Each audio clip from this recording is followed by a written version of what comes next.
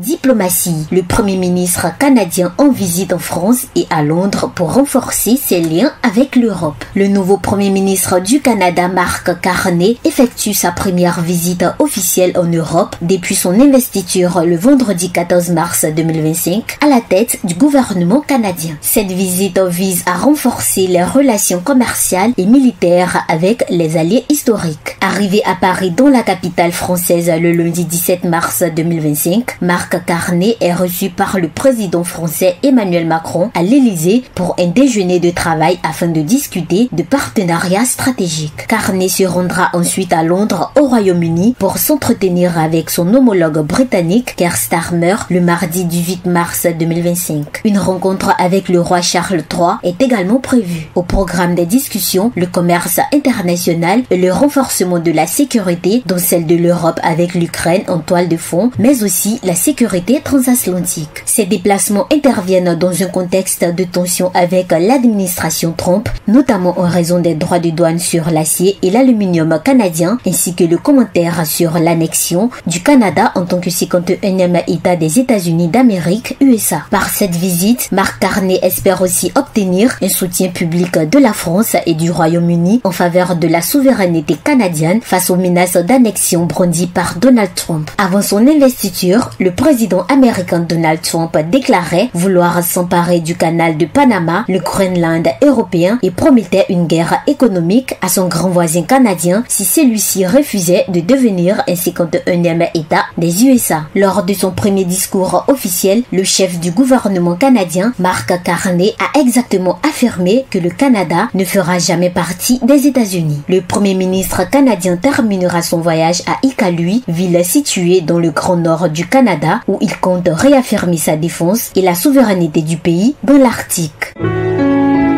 APRA, Agence Presse Radio et Audio.